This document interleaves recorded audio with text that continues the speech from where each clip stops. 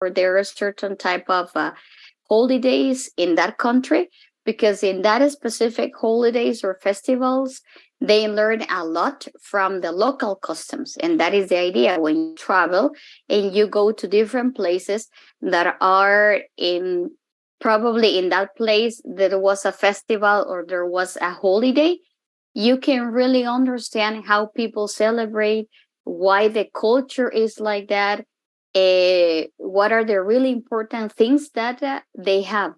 Okay, so let's watch this one, and you tell me what you think about, because some of them are really dangerous.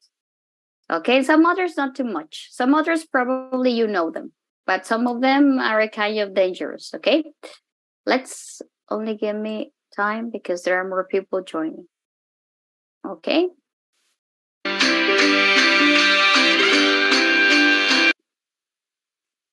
Traveling the world and experiencing new cultures is a great way to expand your mind.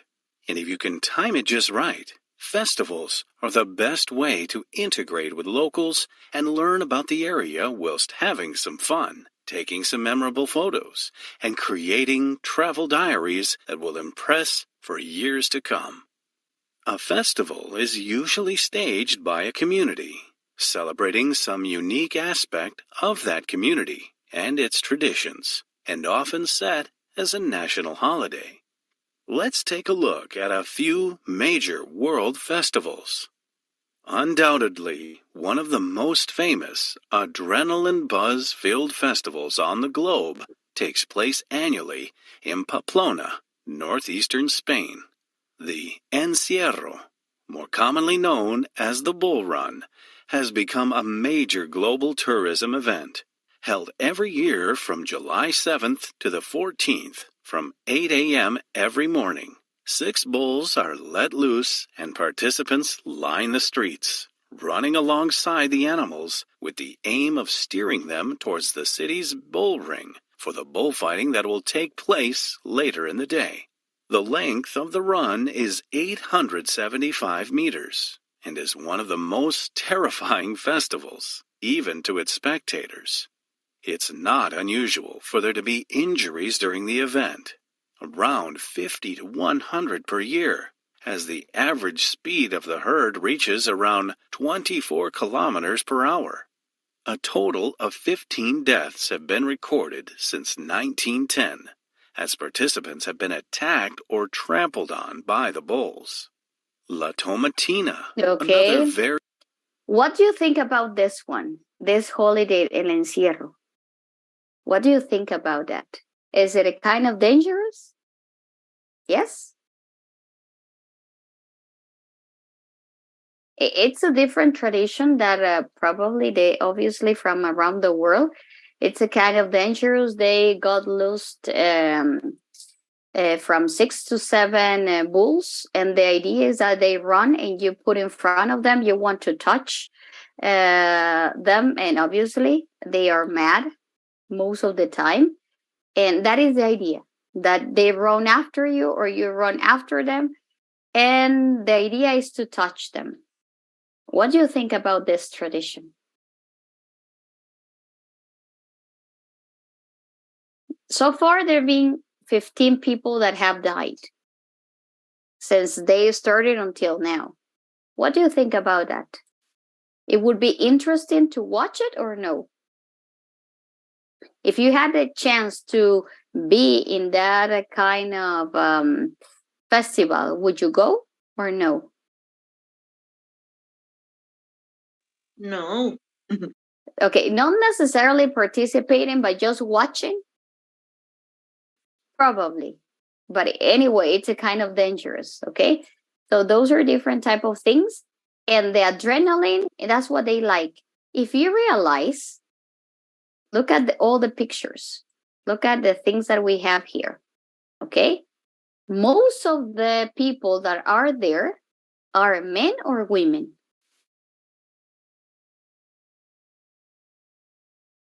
Men. Working. Men. So they like the adrenaline, I think, of running. Okay, if you realize, look at this one. They are running they are chasing, they are trying to touch them. So it's a kind of very weird thing. Okay, so let's continue. 10, as participants have been attacked or trampled on by the bulls.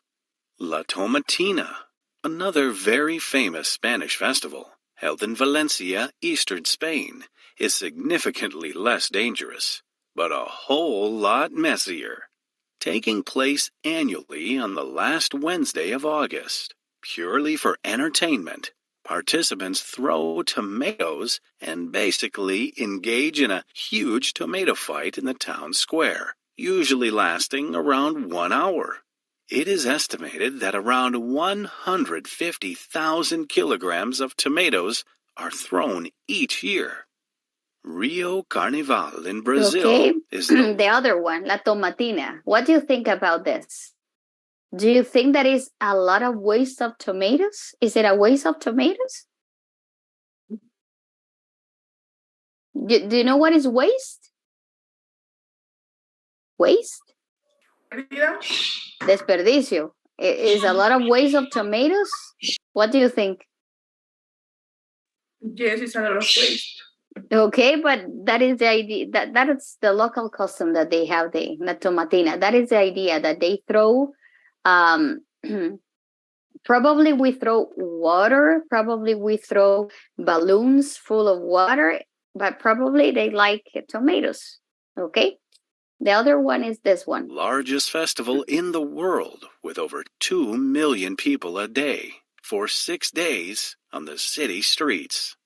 Brazilians are known for their party spirit, and Carnival is the perfect opportunity to highlight this with their feathery costumes, colorful parades, non-stop music, and eclectic performances. The festival is held annually in the week leading up to Lent. Diwali, or the Festival of Lights, is the biggest Hindu festival that is celebrated across the whole of India with excitement. The exact date changes each year because it is based on the Hindu lunar calendar, but typically occurs around October to November. Diwali is a 5-day celebration where clay lamps are lit to signify the victory of good over evil, light over darkness. It is a time for friends and family to come together to celebrate life, feast on traditional food, and exchange gifts. Let's finish with a somewhat... Okay, which one so far would you like to be? In which one of the festivals would you like to be? Encierro, La Tomatina, Rio de Janeiro, the other one from the lights, that is an Hindu. So far, which one of the four would you like to go? Or would you like to be involved in a custom like that? Which one calls your attention? Okay, the Hindu is like, yes? Or Indian. Okay, good. Next one. Let's see the last one. Bizarre festival held annually in the UK. The Cooper's Hill Cheese Rolling event in Gloucestershire, southwest England.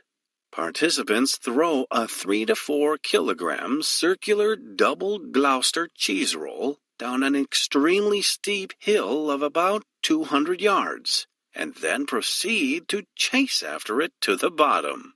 The idea is to catch the cheese, but this is near impossible, as it can reach speeds of up to 110 kilometers an hour.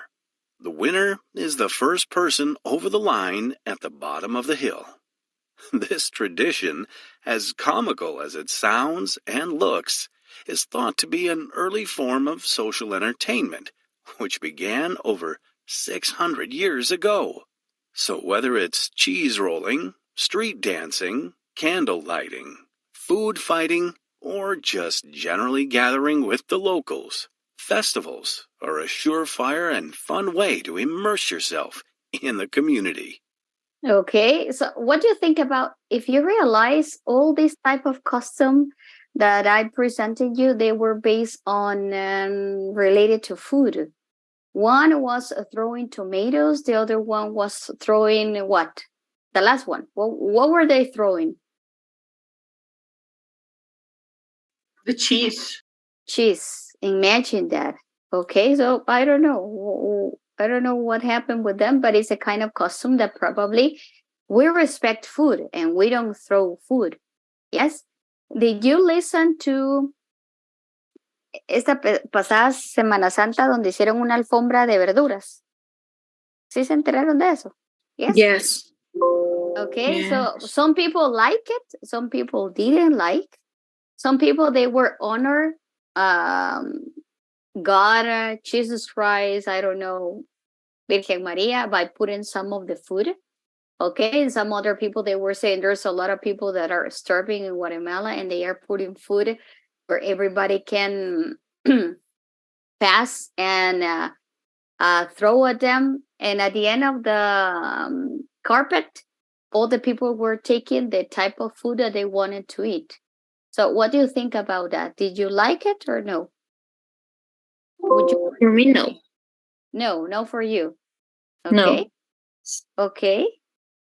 Some people believe that food is sacred, and of course, food is sacred. It's something that is sacred, and there's a lot of people around the world that they don't have nothing to eat, and you're wasting throwing food, you're wasting throwing tomato, you're wasting throwing cheese, but that depends of the type of customs that they have. Okay, it's part of the customs, part of the festivals. Okay, and now remember that yesterday we started to talking about this one. Okay, so basically the general idea is that you have an adjective clause, and the adjective clause they are presenting you that you can use who, that, or whom. Those are the relative pronouns. Okay, you can identify where the adjective clauses start because you can see in this part, you can see who or you can see that. So when or how do you know that one, the who or the that is working as an subject of the clause and one is working as an object of the clause? How to make the difference? And it's very, very, very easy. Okay, I know that some parts of the grammar probably you find it a little difficult, and obviously it's not so difficult, but my idea is to make it easier. Okay, so the first one, we did this exercise. Okay, the second one, okay, we're going to do this. It says now I think that you're going to get the idea. Okay, and then we have another one where you can choose which one is object and which one is subject. Complete the adjective clause in each sentence using the cues. Omit relative pronouns when it's possible. Remember that sometimes you can omit the relative pronouns that, who, or whom. It's not necessary to use them. Okay, so if you read something and it's not necessary to use them, you don't use it. Okay, now the first one is just an example. The traditional Chinese dress is called a chengsam, something like that. I don't know exactly the pronunciation about that. Okay, but that's the idea. So the traditional Chinese dress, and there they are giving you an adjective. She's wearing, and if you realize in this part, they are giving you the part of she's wearing and the dress. They didn't use the dress. Why? Because it wasn't important to use and to mention the dress again. She's wearing the dress. Why is it not important? Because you already mentioned the dress at the beginning of the sentence. So it's like an obvious. What are you talking about? The dress. Why do you have to mention it again? It's not necessary. So you omit the dress. It's exactly the same that you did here. The fireworks, we're talking about the fireworks. People set off, them refers to the fireworks. Why to use them again? In this case, them is representing the fireworks. And obviously, in this case, the dress is represented using the same word, but in this, so it's not necessary to use them. If you realize, in this first sentence, we're not using a relative pronoun because it's not necessary. The traditional Chinese dress she's wearing is called and the name. Okay? Look at the number 2. The man, you met the man yesterday, plays in a mariachi band. How would you arrange that sentence? You already have the man. Is it important to talk about the man again? No, you're No. going to mention the man again. So how would you do it?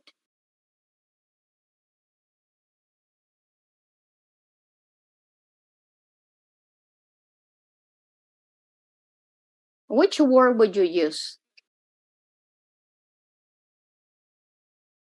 The man. Who Okay. we meet yesterday plays in a mariachi band. Okay. Let's look at this one. Now, Uh, the man you met yesterday plays in the mariachi band. Now, is it okay? Do you really need in this part the relative pronoun who or that? No, it doesn't make any change. Okay? You have the man you met yesterday plays in the mariachi band. You can say the man who met yesterday plays in the mariachi band. So you're supposed to meet you. But it's not necessary in this sentence to use who, that, or whom. Okay? Look at the number 3. The young people were all wearing traditional costumes. The young people, you saw the young people in the parade. How would you change it?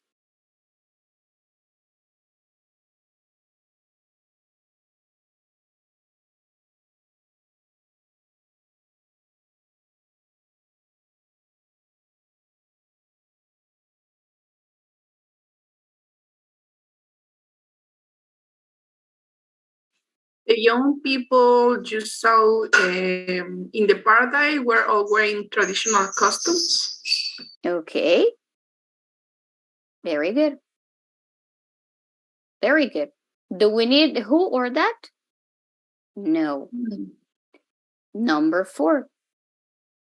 People should find out the local customs. People visit other countries. Yes. For example, Yes? people visit people visit countries should find out the local customs. Okay. Do you think that it's necessary to use a relative pronoun ahí para unir las dos ideas? Yes, Okay. Which one would you use? If we're talking about people, which one are you going to use? and the part other countries. Okay. But you were saying that people visit other countries should find out the local customs.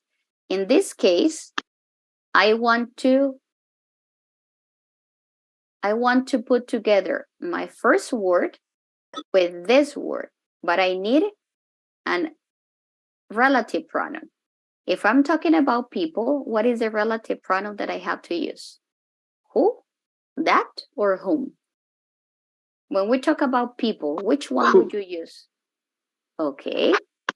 Who visit other countries should find out about the local customs. Okay. Very good. Number 5. Anzac Day is a holiday. People celebrate a holiday in Australia to remember the soldiers who died in wars.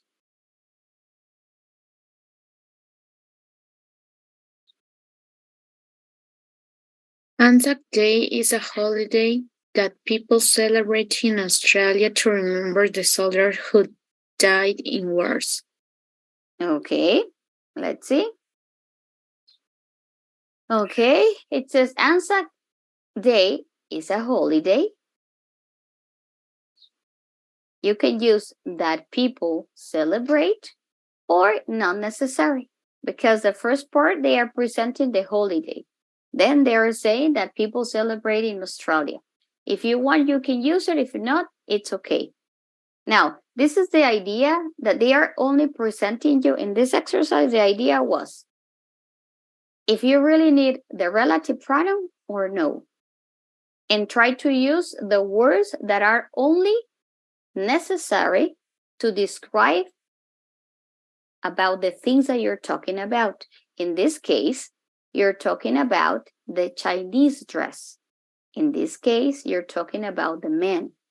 And the rest of this is the adjective clause. In this case, we're talking about young people. In this case, you're talking about people that visits another countries or who visit. In this case, Anzac Day is a holiday. That is the introductory part. What else? People celebrate in Australia to remember the soldiers who died in war. So obviously I need people because what do you do with the holiday? And if you realize they have here already a relative pronoun that puts together this and this, okay? The next exercise that I will present talks a little bit about when the adjective, you already know what is an adjective clause. It's a group of words that describe what you're talking about. But the book is presenting you when the that, whom, or who, they work as an subject or as an object. How do you know that? Okay, it's easy. Let's listen first to the instructions. Write who if the adjective clause gives information about a person. Write that if the adjective clause gives information about a thing. Then, so first decide if it's that or who. And then circle if the relative pronoun is working as a subject, you circle S. Or if it's working as an object, you circle O.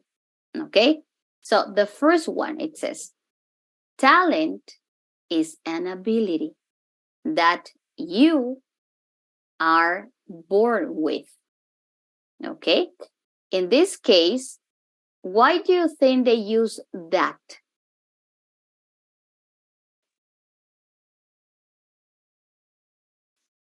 Because the adjective clause is describing a person or a thing? I think. A thing, because we're describing what? The ability. And ability is not a person, ability is a thing. So I use that. Now, that's the first thing. Second, decide if that, ese that, ahí tiene la función de sujeto o de objeto en la adjective clause. ¿Cómo saben cuando tiene esa función? Fácil. Cuando tienen el that y seguido del that hay un sustantivo o un pronombre, es un objeto. ¿Ok? Solo circulan O. ¿Por qué es objeto? Porque solo está funcionando de unión entre este y este. No necesita nada más, porque si ustedes se dan cuenta aquí, talent is an ability you born with. Solo está funcionando como unión de esto y de esto. Un objeto que une a esto y a esto. Pero si yo se lo quito, ¿hace diferencia? No. Talent is an ability you are born with. Pero si yo quiero enfatizar, puedo decir talent is an ability that you are born with. Después del that, tiene que haber un pronombre o un sustantivo. Un sustantivo puede ser de la persona que se está hablando. Entonces aquí está funcionando como un object. Hagamos la segunda y les explico por qué. ¿Ok? Karina is a person, has the most skills in our office. What is the, okay? We're going to use the who. Why who? Because we're describing what? A person. A person. Karina. Okay? Yes. And now, what is the function of who? It's working as a subject or is working as an object? Okay? Subject. As a subject. Okay? Why as a subject? Because after the subject siempre va a seguir un verbo, la acción. ¿De qué? De lo que está haciendo el sujeto. ¿Ok? En este caso es who. Karina is the person who has the most skills in your office. ¿Ok? That, after the that, I need a noun or a pronoun. And the function is a object. Este lo puedo quitar o poner. Pero aquí, miren, si quito esto, no hace sentido esta oración. Karina is the person has the most skills in our office. No, who has the most skills in our office. And after the who, you have a verb. It's working as a subject. Let's go for the number 3. Your experience is the time you have spent working at a job. What is the relative pronoun that you're going to use? Okay, we're using that. Okay, why that? Because we're talking about The time. the time, and the time is a thing. Okay, now if you realize, can I remove that? Yes, your experience is the time you have spent working at a job. You have a pronoun and a verb. So that is working as a subject or object? Object. Object. Okay, very good. And the rest of the exercise is easy like that. So you have to analyze if you use that or who. And if you realize that, you have a pronoun. Who, you have a verb. That, you have a pronoun. And obviously, let's see if the other matches, okay?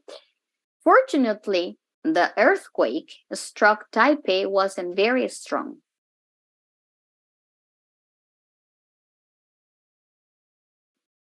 Who or that?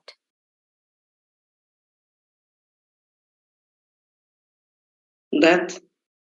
Okay, that's because we're talking about the earthquake. Okay, so fortunately, the earthquake struck Taipei wasn't very strong. That is working as a subject or as an object? Subject. Okay, why as a subject? Because you have the verb. What is the verb? Struck. Struck. It's a strike. Okay, golpeó. Very good. Number 5. The homeopathy doctor my friend went to is really nice. Give me time because there are 2 people joining. Ahí está. Okay. Number 5.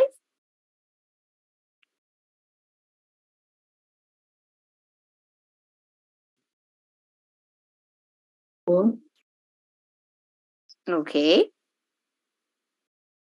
Let's see.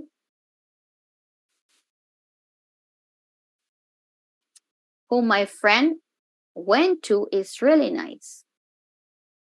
Who is working as a subject or object?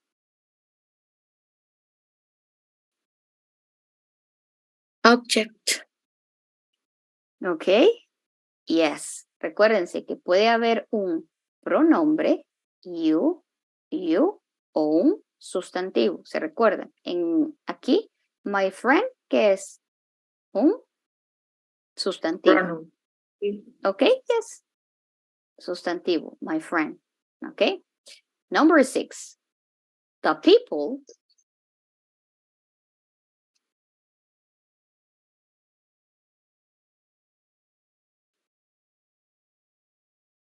who were marching in the parade were as soldiers. Subject or object? Subject. Object. Okay, work is? It's Verbo. yes. Okay. Subject. Very good. Holi is an Indian holiday people celebrate by throwing paint at each other.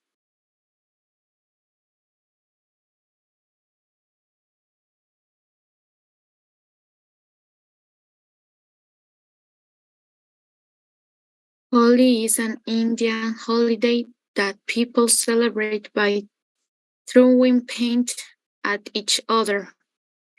Subject or object? Object. Okay. Very good. Who wants to try the number 8? Who wants to try number 8?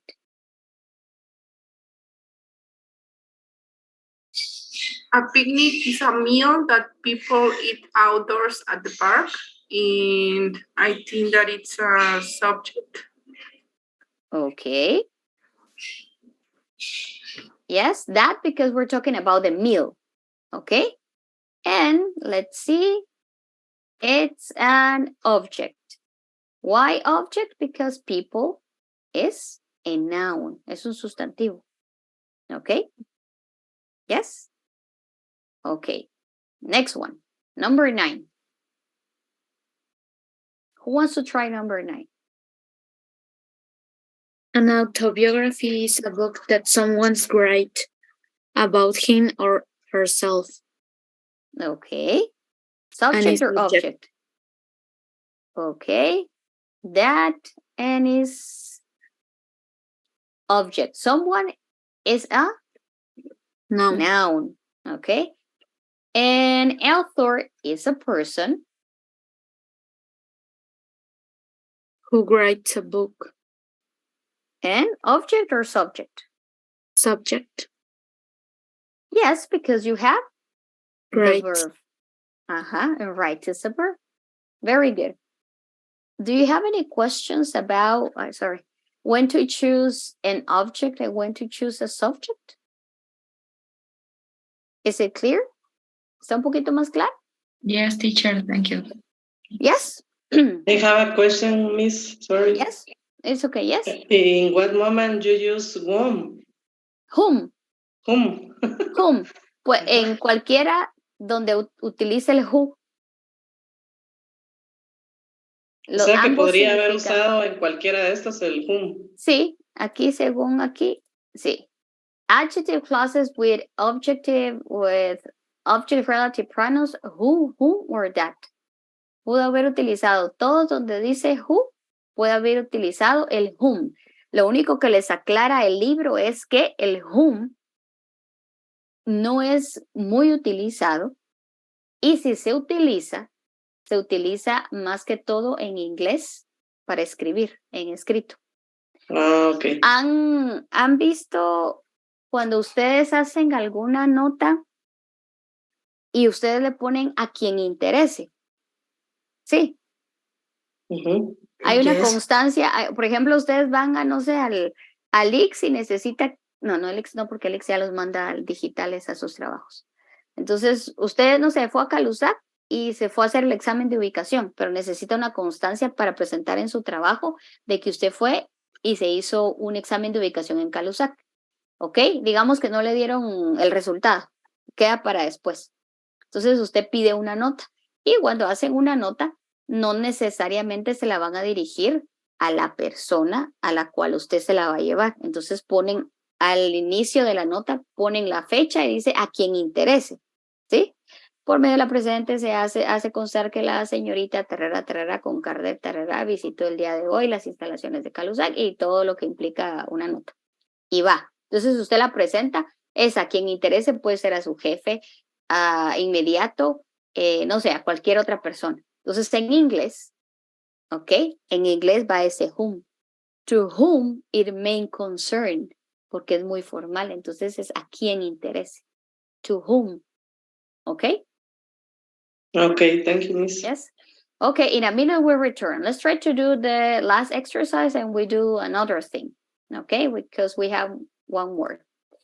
Okay, in this case it's different. Okay, cross out the relative pronoun if it can be omitted. The relative pronoun ya sabemos que es el who, el that, or el whom. Cross out if you can omit the relative pronoun. If can be omitted, if you cannot omit it, write una X in the box.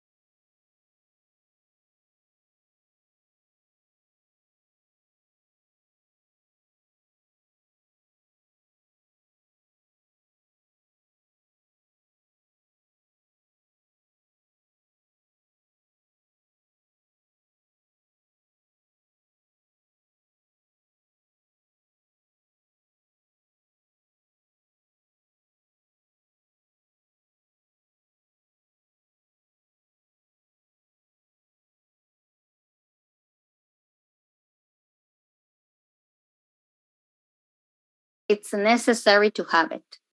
What do you think? Dragon. Is it okay to keep it?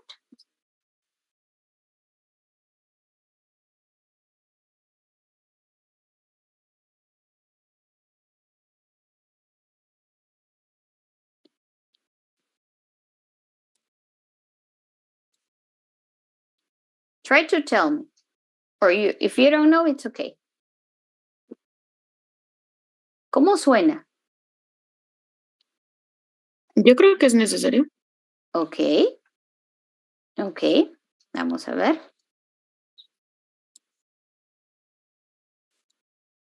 Yes, it's necessary to have it. Si lo quitan, esta con esto no hace sentido. Necesito algo aquí.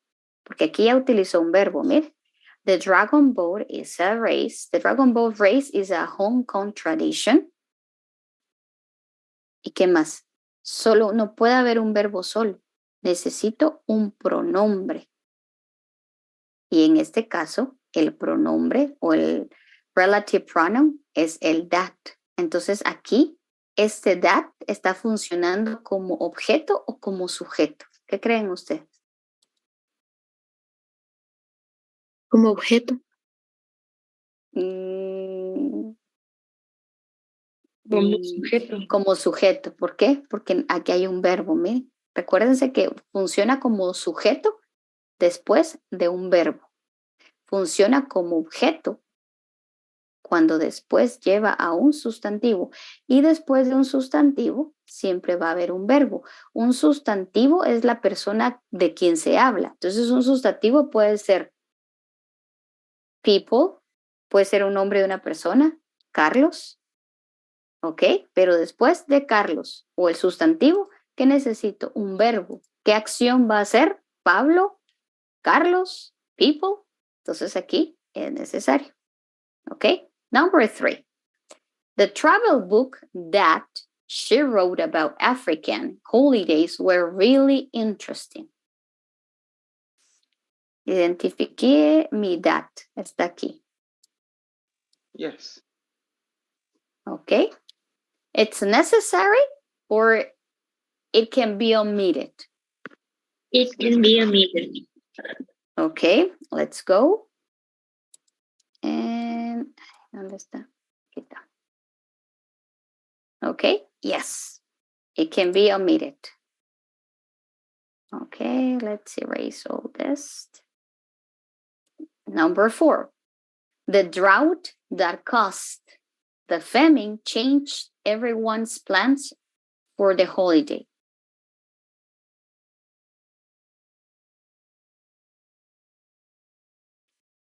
It's necessary. It's necessary, okay.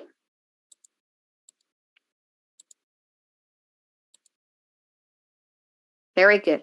I need this one. The drought caused the famine. Now, the drought that caused, okay. Number 5. The costumes that people wore in the parade were amazing.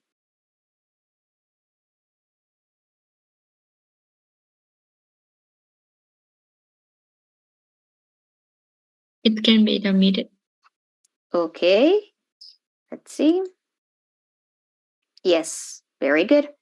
And the last one, it says, the family that set off fireworks every Independence Day is famous.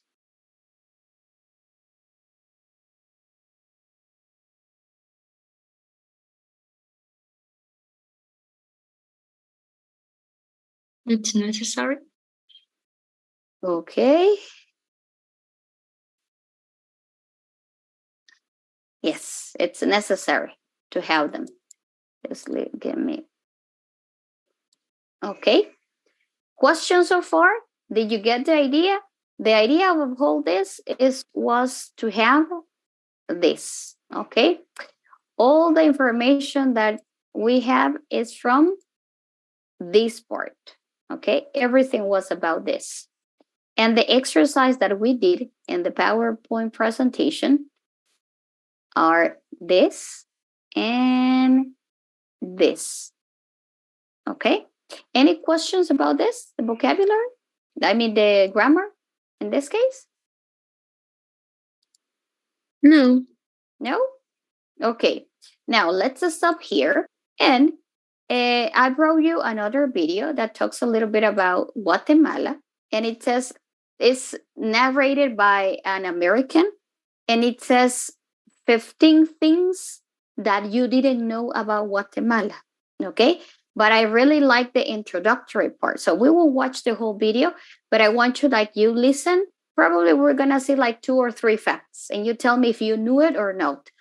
And also the introductory part that she presents or she gives about Guatemala, I want you that you listen it and you tell me if do you think it's true or not. Okay? And what you think about this. Okay, so this is the page. They are promoting this one. Okay. This is Travel Tuesdays. Every Tuesday we present you with another incredible country. Today we're looking at 15 things you didn't know about Guatemala. Welcome to alux.com, the place where future billionaires come to get informed. Hello Aluxers, and welcome back to another video created by our team here at alux.com. Does the Mayan civilization ring a bell? Because where we're going today was once ruled by that great civilization. We're talking about Guatemala. Full of mystery and with a rich history behind it, Guatemala is a country in Central America with over 15 million citizens, including 60% of people with indigenous roots. One of the most well-known things about Guatemala is its ancient past of the Aztec and Mayan civilizations. The official language is Spanish, due to Spanish influences from the past, but there's also 22 approved Mayan languages. Guatemala is one of the most diverse countries in Central America and offers landscapes and experiences that have captured travelers all over the world. The name Guatemala means the land of trees, thanks to the vast natural diversification of lakes, beaches, rivers, volcanoes, and jungles. Despite the natural beauty and heritage, Guatemala has experienced instability and civil wars since the 19th century, all of this leading to poverty and inequality issues the country is still facing. If you're new here, welcome. Be sure to subscribe and follow us on Instagram at alux. But let's dig in and find out more about this impressive country, shall we? Here are 15 things you didn't know about Guatemala. Number 1. Okay. Do you agree or disagree with the introductory part that she's presenting about Guatemala? Some of the facts that she was mentioning is like 60% of the population from Guatemala comes on descent for indigenous people. And the other one is that Guatemalan culture also is related to Aztec and Mayan civilization. The other one that I was saying also is like the language that most of the Guatemalan people speak is the Spanish, but also we have 22 also languages, Mayan languages. Is it true? Do you agree or disagree with this? Did you like the introductory part or no?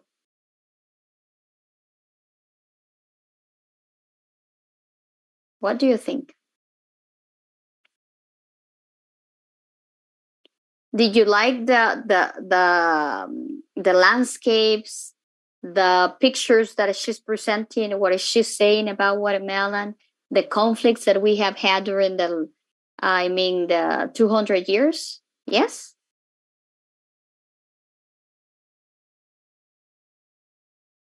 Guys?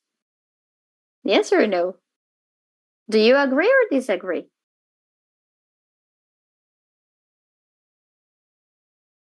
Agree. Okay, it was a really nice introduction.